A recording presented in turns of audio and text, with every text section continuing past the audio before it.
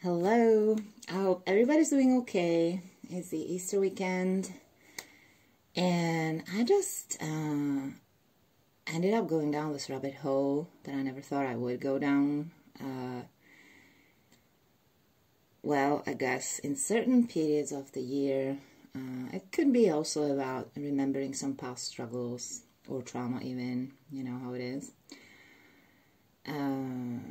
Maybe that's the reason to get drawn to some criminal cases occasionally, or picking up some news and being like, what's this about? I have to find out. And never done this before, but I'm trying to do a recap on the Ruby Franke case. Why? Because I'd like to put all the people involved in it, which is not just Ruby and her children, or Jodi, her accomplice slash mentor slash, I don't know. It's really difficult to figure out who's the worst out of these two, which is. And let's say in 10 years, okay, because it could happen, or in less than 10 years, these two have a parole hearing and get out. Okay, that's what many people fear. They got from 4 to 30 years. And it's not clear, like, which is it going to be, you know, more towards the 4 or towards the 30. And, I mean, you know,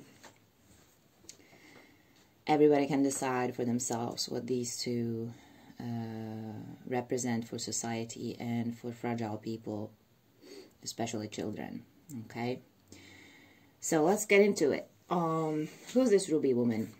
She used to be a YouTuber, had a big channel actually, and her three sisters have YouTube channels to this day, on which they, document their pristine and picture-perfect family lives. That's what Ruby's sisters do to this day. Also, I'm really sorry. Yes, I'm going to repeat this every time. I'm not a native English speaker. That's not an excuse for fucking up grammar and vocabulary frequently. And yes, I can always do better. But it could happen, okay? So, especially, you know, when one gets emotional. In that case, yeah, my grammar and vocabulary could go right out of the window. So, sorry for that in advance. I hope I'm going to do justice to the victims and survivors of this horrendous ordeal that these two inflicted upon fragile children that could not defend themselves. It just goes to an extent that it's like really beyond any any comprehension of evil. So, Ruby here was a YouTuber. She was flashing her, you know, very weird standards when it came to educating and disciplining her children. She's also a Mormon. They all are. They belong to the Mormon church. And just to be clear, okay, this is not in any way a slander towards the Mormon church or their beliefs and standards. Was bothering here that her and Jodi, this, believe it or not, therapist, counselor, they took that shit to the next level. They took the extreme of what, you know, the Mormon church standards could be to another level of extreme. An extreme of an extreme, okay? And Jodi especially, you know, was, how can we put it, experienced in that field already, because years prior, she tortured her own niece, Jessie. That was not known right away. And Jessie started speaking up only because Ruby's youngest children, on top of being physically and emotionally tortured for months, after years of emotional torture, okay, because Ruby was about that, since forever. She is that type of person. She would inflict emotional strain on all of her children since forever, since they were born. That is clear as day. But the last months, before she got finally busted by the law together with Jodi, it was about sheer torture. Physical torture as well. So, how did it get to that point? One would think, oh my God, like there's people everywhere. There's people orbitating around this situation. Like, how come nobody ever said anything? How come nobody ever alerted CPS or, you know, the law enforcement? Like, what the heck? The only person that did make a few phone calls to 911 and probably CPS as well was, believe it or not, Ruby's oldest daughter, Shari. She at one point called and she was like, listen, the neighbors called me to tell me that my siblings are wandering around the neighborhood. It looks like my mother has been away for days. So, you know, can you please check? And not much got done. And again, Jessie decided to speak up for that reason as well, because she was like, listen, when my aunt was torturing me and I even went to police, they didn't believe me because she set me up. She talked to people first. She described me to people as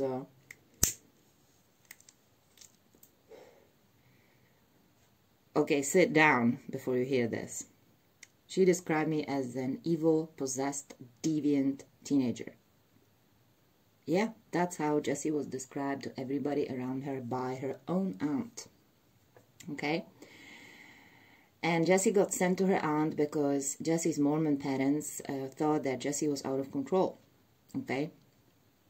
To the point to Jodi, the auntie, being the only option. Like, go figure. Okay, it's like,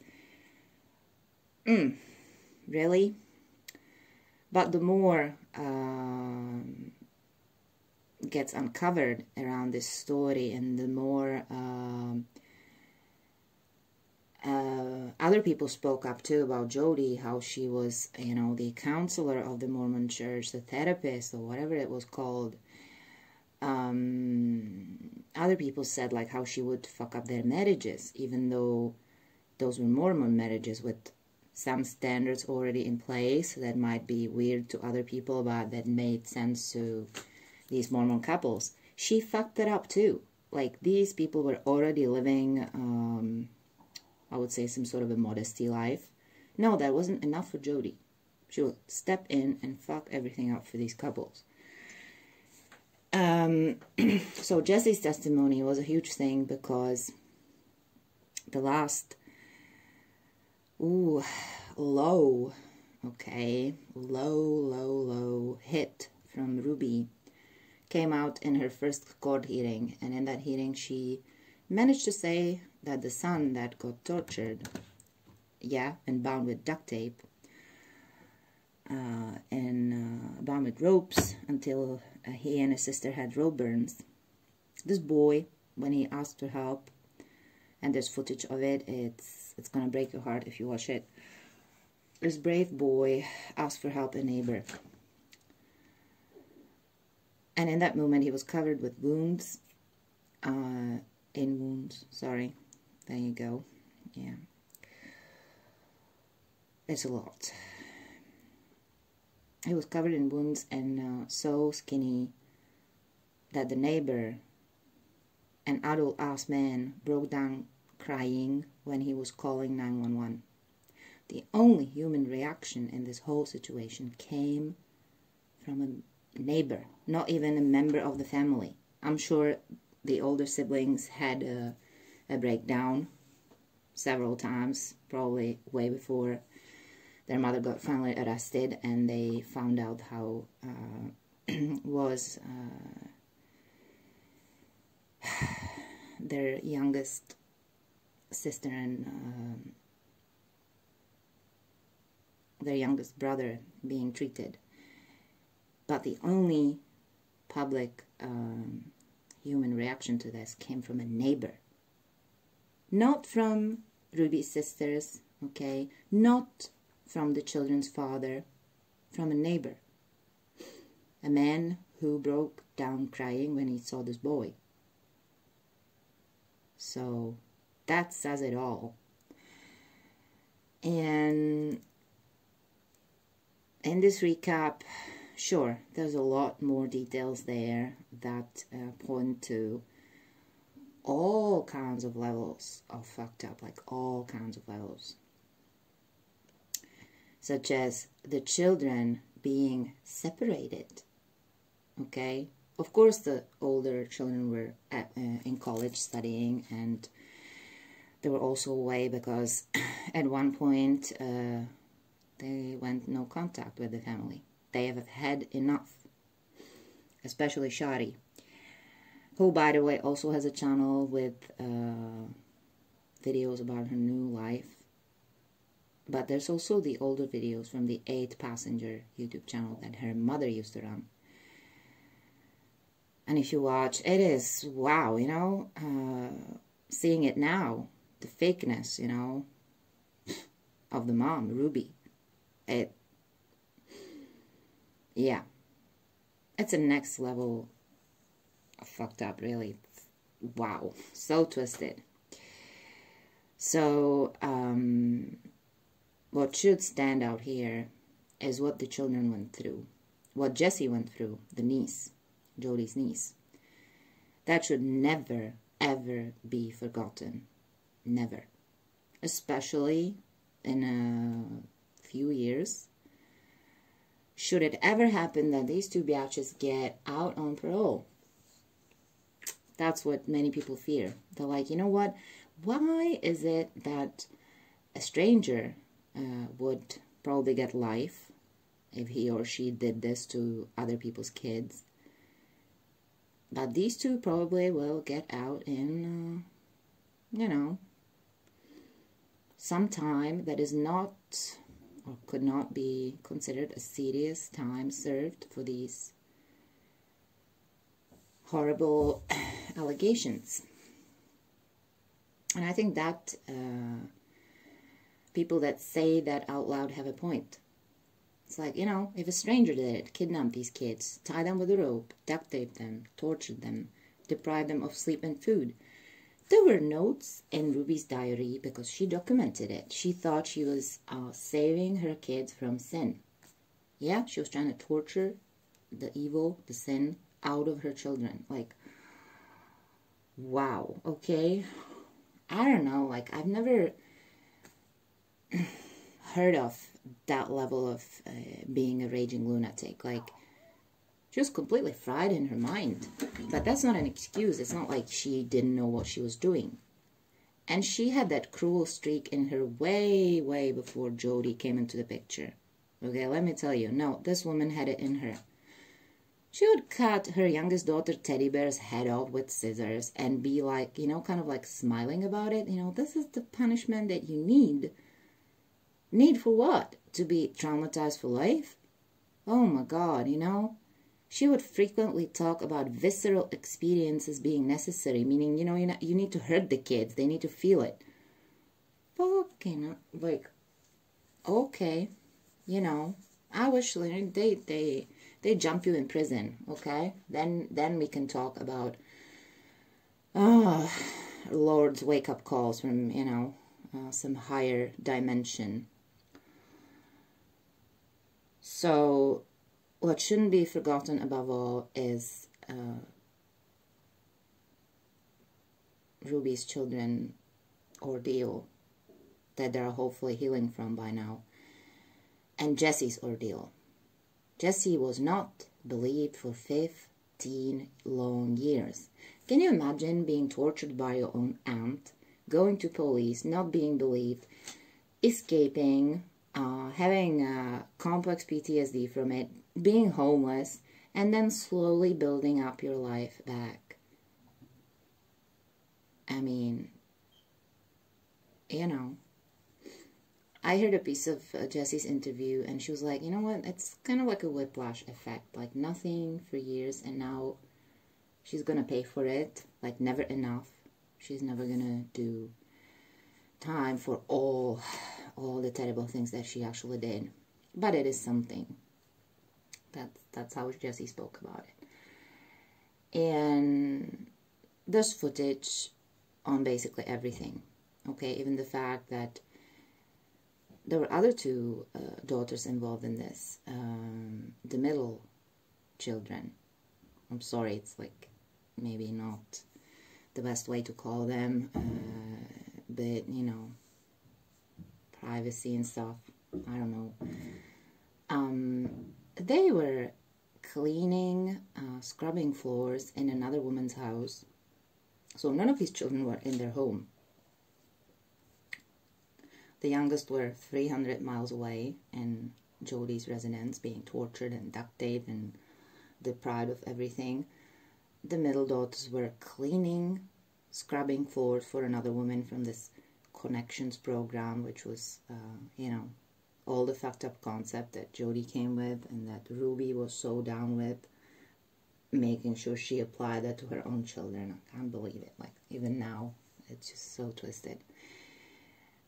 This connections program that was being also published regularly by Jodi and Ruby in videos, wow, had a president, this other woman called Pam, okay? And the middle daughters of Ruby were found in Pam's house, basically there, because they were scrubbing Pam's floors. And from what it looked like from the body cam footage of the American Forks police, they were doing it regularly for other people. It looked like they had to fend for themselves like that, because their mother was neglecting them, okay? Which to many people out there could seem like, okay, at least they're not being tortured, but no, like, you know,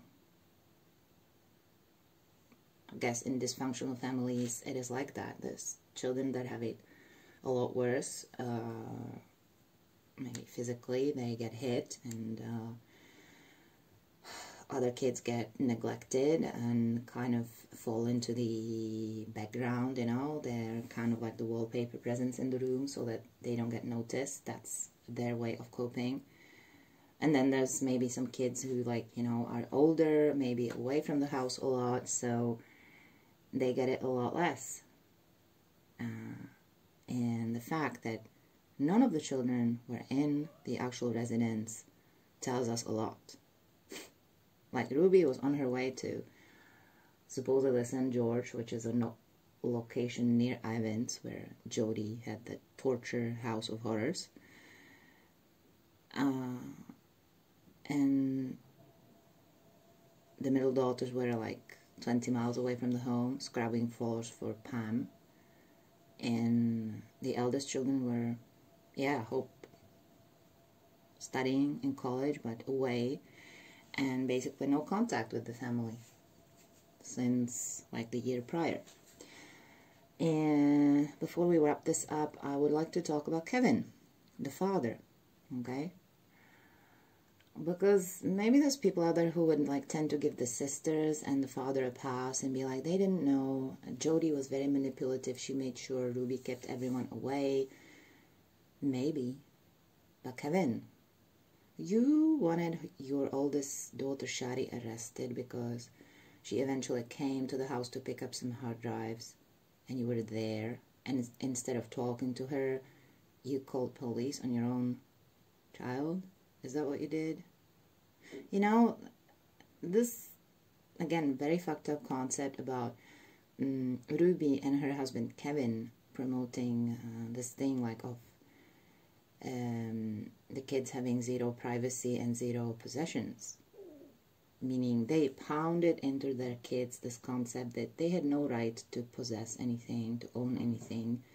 That what they had was like quote-unquote privileges to use stuff like phones or equipment or whatever. Even the house, probably, you know, it was like, it's a privilege that you can actually stay here.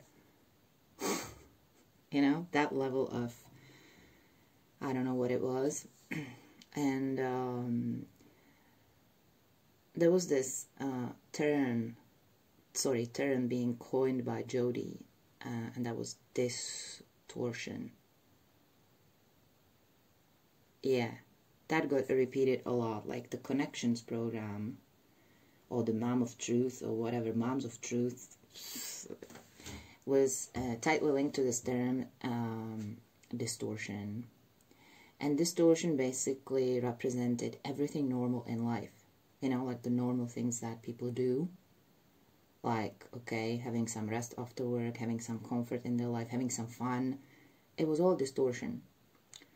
And that supposedly justified the fact that Ruby went from taking all joy and comfort out of her own children's life to sheer torture of the kids that remained in her care, or of the neglect of the kids that remained in her care, referred to the middle daughters. They were maybe not being tortured as much, but neglected, yes. And what did Kevin have to say about it? Nothing. He was like, oh, what about my wife? You know, what about her charges? He was obsessively asking about his wife's charges. And when he got asked about Jodi, he referred to himself as, you know, like Jodi's personal exorcist. Yeah, that's right, exorcist. He said Jodi would speak in tongues, objects would fly in the house when she was around. Yeah, kind of like poltergeist type of shit. And I was like, hang on a sec, you telling me that you knew prior to leaving your wife and children that this woman was fucked up in the head, and you did nothing? Okay, fine. Okay, so you're walking as a free man, not even like a charge of, I don't know, neglect or some, you know. So that's what Kevin had to say. And again, you know, let's remember the good people in the situation. The sisters? No.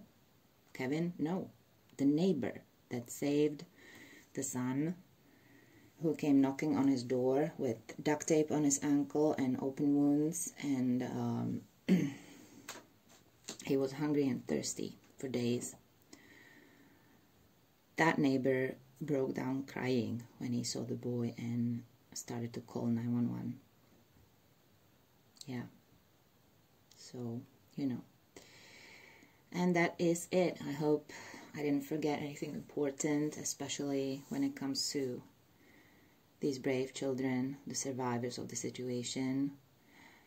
And yeah, this should not be forgotten, especially in a few years when maybe these two biatches could be, you know, reviewed for parole, because maybe they're excellent inmates and nice inmates or whatever. That shouldn't count. What should count is that these are not people that should be around other people, okay? Especially fragile people and children, but around people in general, because come on, this is like, how could it get so far? Because you know, there's always masterminds involved here and fried minds involved in situations like this. By now we know who was the fried mind, you know, Ruby, and it was the mastermind, Jodi, who would make sure that for long 15 years her niece, after being tortured, wasn't even believed by anybody. Can you imagine? And that's it. So yeah, have a great day. If not great, at least a good day. If you're feeling a certain type of way, maybe down, maybe you feel like you know, you might not have the energy or resources to face your struggle. If you're going through a struggle, please give it another day. Another day could bring something new and different. And of course, reach for help. There is help out there. There is help available. And yeah, I hope people that like chilling on weekends and are not, so much for this heavy stuff, skip this, because it is heavy and it could be triggering. So, take care. Bye.